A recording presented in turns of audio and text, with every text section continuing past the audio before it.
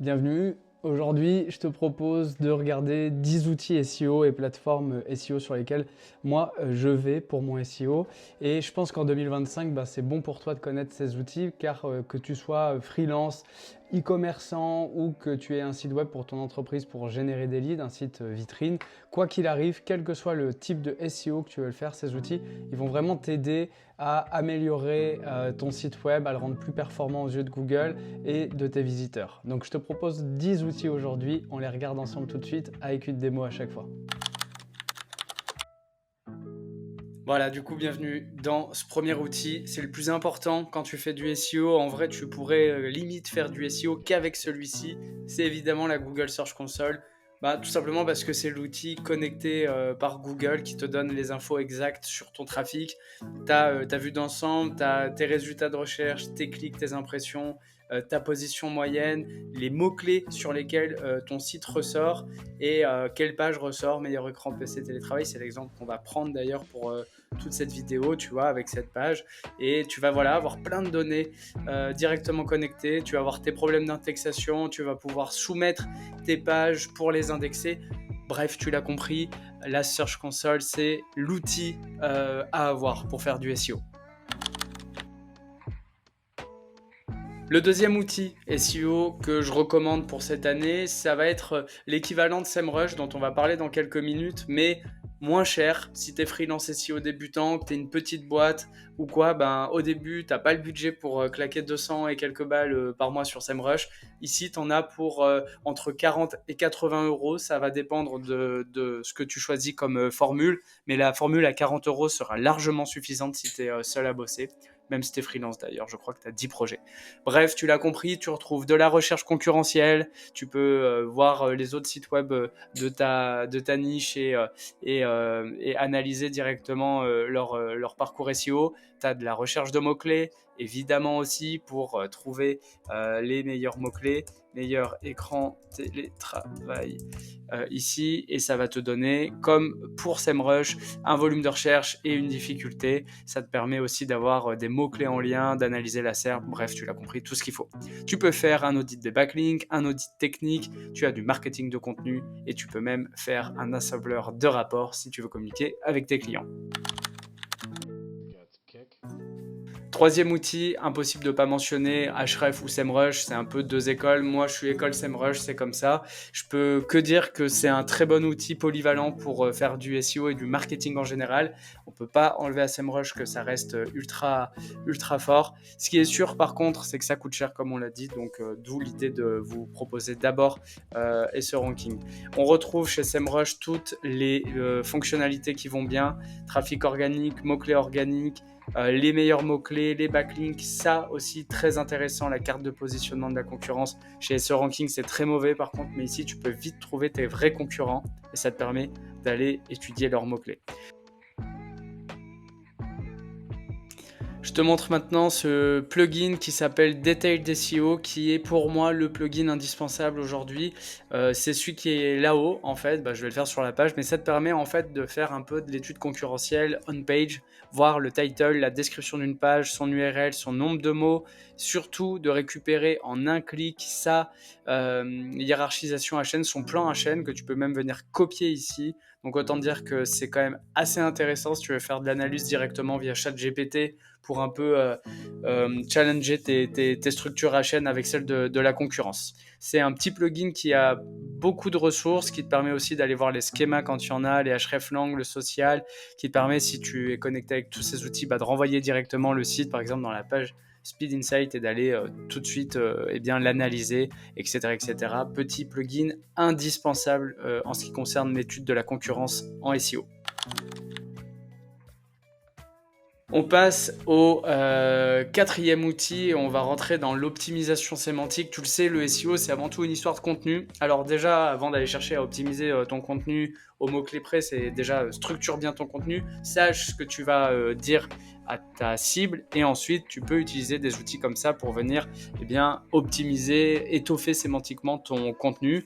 Tu vas par exemple ici venir lui donner ton mot-clé et en fait un .fr va te donner une série de mots, en général je crois 200 ou 250 mots intéressants pour ta page que tu n'auras qu'à qu'à utiliser pour optimiser. Alors je sais pas pourquoi, voilà, il est assez lent. Optimiser un texte, non, on va faire démarrer un nouveau texte. On va dire obtenir voilà, meilleur écran télétravail.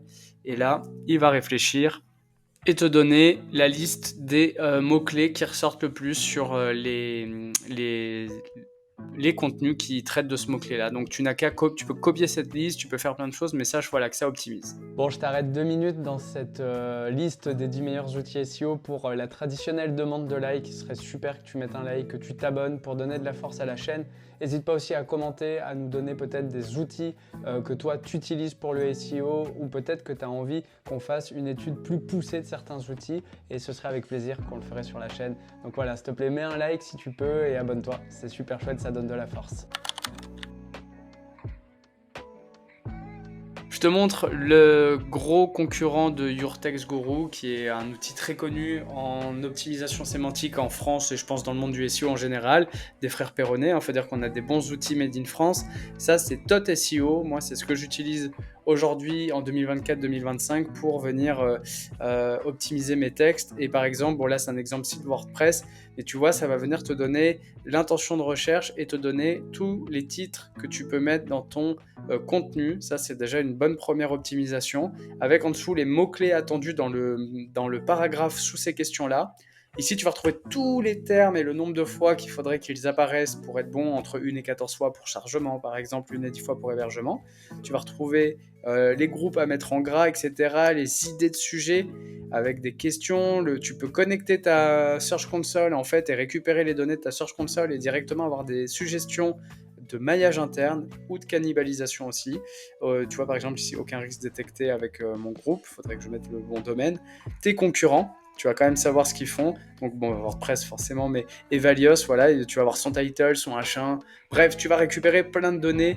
Tot SEO, c'est vraiment une mine d'informations aujourd'hui pour l'optimisation qui est vraiment intéressante et qui est, à mon avis, ce qui se fait de mieux pour l'année qui va suivre en termes d'optimisation, à moindre coût aussi, parce qu'il faut dire qu'on est quand même sur un tarif assez avantageux. Aujourd'hui, je crois que Tot SEO, pour 60 euros, tu as 200 crédits. Donc 200 crédits, c'est 200 optimisations. Tu vois, si tu es freelance, 60 euros par mois, c'est pas censé être un budget énorme. Je pense qu'en 2-3 clients, ça se rentabilise assez vite. Donc, vraiment à réfléchir, Tot SEO. On va à présent continuer dans l'optimisation, enfin plutôt dans la rédaction SEO avec l'intelligence artificielle. Moi, je suis team ChatGPT, Claude AI et compagnie, c'est-à-dire qu'aujourd'hui, on est très bon dans la rédaction, assisté par l'intelligence artificielle. Alors ne vous en privez pas, ça ne sert à rien. Au contraire, vous allez gagner du temps et de l'argent. Maintenant, le tout, c'est d'avoir les bons outils et de jamais non plus les surestimer. Faut toujours garder la main humaine sur la rédaction de ton contenu. Mais ça, c'est un autre sujet qu'on aura l'occasion de développer en vidéo. Là, ce que je veux te montrer, c'est Craft SEO, qui est sûrement, je pense, l'outil qui fait le contenu le plus humanisé possible sur base d'un seul mot-clé. Tout de suite, on a des très très bons contenus. Je l'ai essayé cette semaine pour la première fois. Je dois dire que je suis assez subjugué par la qualité de la rédaction. Attention, on peut toujours reprendre, toujours faire mieux. Faut pas prendre pour acquis, mais tu vois, ça va venir te mettre des listes à puces automatiquement. Ça te fait ton maillage interne et externe automatiquement. Ici, là, tu vois, ça renvoie un lien vers Microsoft parce qu'on part de SharePoint. Là, c'est un autre article du site que j'ai proposé. Là, il me met un tableau, il me fait tout. Ça va être encore amélioré. J'ai eu l'occasion de parler avec le créateur et il y a vraiment des belles choses qui arrivent. On va avoir encore plus la main pour créer sur mesure des contenus en fonction de notre besoin, de l'intention de recherche, de ce qu'on veut donner à nos lecteurs. Je te ferai une vidéo sûrement dédiée à cet outil que je compte utiliser beaucoup plus cette année. Mais tu vois, on peut rédiger des landing pages, des articles, des pages catégories, des fiches produits, des posts pour les réseaux sociaux, des FAQ. On peut alimenter avec des flux RSS et faire de la personnalisation via des personas. Autant te dire que pour ta rédaction de contenu en 2025, Craft SEO va sûrement faire du très très lourd. obligé de vous montrer un outil qui est quand même pas mal moins cher que Craft SEO et que moi j'utilise depuis 1 an, que je trouve aussi très bon. C'est SEO Hospital, qui est peut-être un peu plus coquinou dans la rédaction. Tu vois, c'est un peu plus dense. On a des grosses introductions, mais ça met les mots-clés en gras, ça met les mots-clés en italique. Vraiment super bien. C'est-à-dire, quand je dis rank vraiment super bien, c'est des premières pages, des top 3, des positions 0 qui ont été obtenues. Il a fallu optimiser des fois, il faut savoir ajouter la bonne liste à puces qui va bien, il faut savoir lire les SERP, mais je dois dire que cet outil est très puissant. Vous pouvez directement, par exemple, copier, vous mettre le mot-clé que vous voulez faire rédiger, vous pouvez y mettre votre propre plan ou bien faire suggérer un plan qui se base justement sur l'analyse de la SERP pour tirer le meilleur plan possible. Vous pouvez ajouter vos mots-clés, c'est-à-dire par exemple sur 1.fr, comme on a vu la liste de mots-clés, ou tot, copier-coller et dire à SEO Hospital, génère un texte en utilisant tous ces mots-clés, et c'est ce qu'il va faire, d'où le fait que les textes soient très bien optimisés.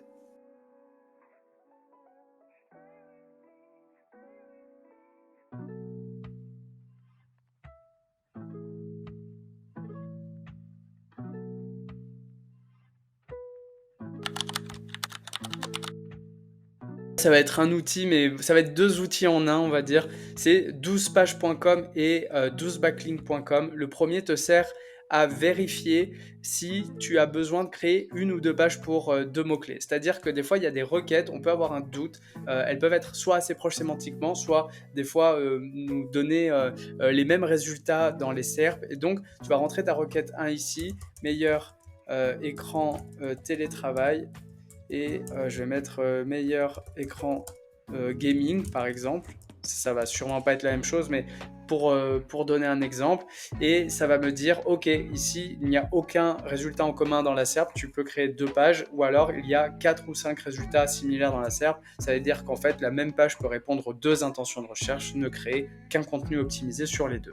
Et 12 backlinks, ça te permet de savoir en gros, via une analyse de SERP, combien de backlinks il faudrait que tu fasses vers la page en question pour ranker sur le mot-clé, mais aussi vers ton nom de domaine en général pour rentrer dans la course au classement si les SERP sont un peu concurrentiels. Donc ça, c'est des tout petits outils très faciles directement en ligne, 12page.com et 12backlink que je vous invite à utiliser. Ici, c'est pour notamment éviter la cannibalisation, c'est ultra important. Outils à présent pour les backlinks. On en a parlé avec 12 backlinks il y a quelques secondes. Je vais pas rentrer dans les détails de qu'est-ce qu'un bon backlink, comment faire les backlinks, est-ce que c'est important, est-ce qu'on peut faire du SEO sans backlink, etc., etc. Aujourd'hui, chacun trouve le moyen d'avoir sa théorie, son retour d'expérience. Les réponses définies sur cette question, elles n'existent pas. Reste à mon avis, il en faut quand même des backlinks, hein, on va pas se mentir.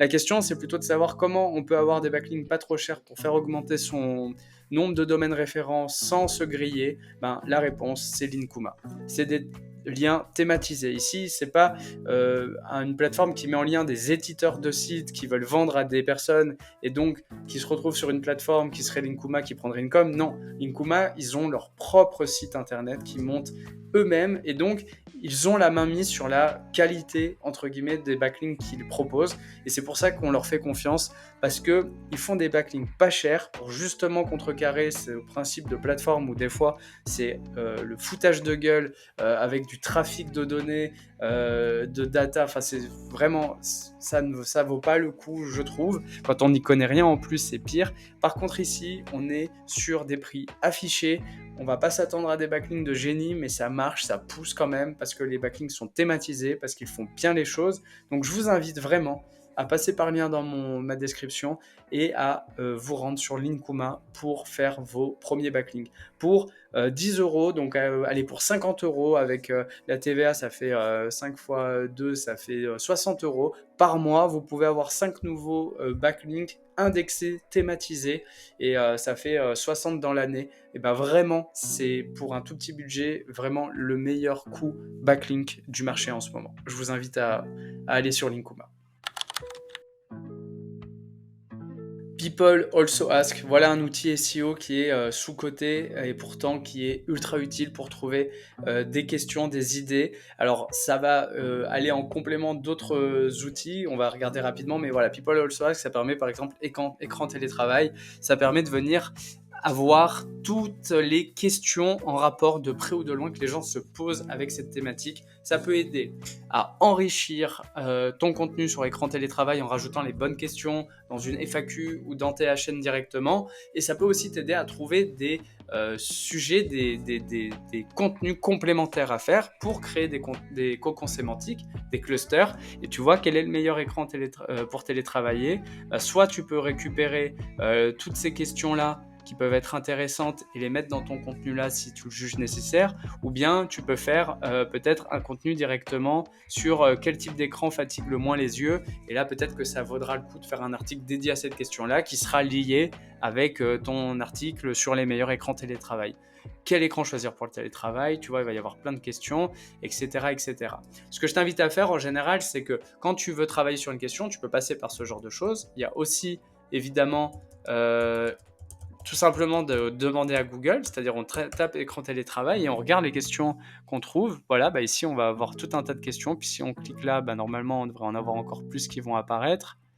Tu vois, donc après ça permet de savoir un peu ce qu'on peut trouver comme question intéressante liée au sujet. Il y en a ici aussi. Ici il y a des suggestions de recherche, et puis il y a tout ce qui est recherche dans les forums ou dans Reddit aussi. C'est une vraie mine d'informations dans la même vibe que People Also Ask. Petit tips, voilà, n'hésite pas à aller sur Reddit pour trouver des vraies questions de vraies personnes qui se demandent voilà, des questions autour de télétravail. Voilà, ça c'est le petit tips. Voilà, j'espère que ces 10 outils, ils pourront t'aider à approfondir ton SEO et à gagner du temps.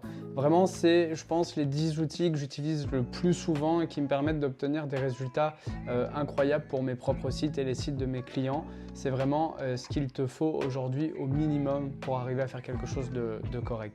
Je vais te mettre dans la description de cette vidéo un lien vers chacun des outils. Je t'invite à les tester au maximum. La plupart ont des tests pas chers ou quasiment gratuits, des périodes d'essai gratuites sans carte bleue, donc c'est toujours bon à prendre. À toi aussi, voilà, d'essayer les outils, de faire ton propre process. J'aurai l'occasion, je pense, de développer un peu plus chaque outil dans de prochaines vidéos.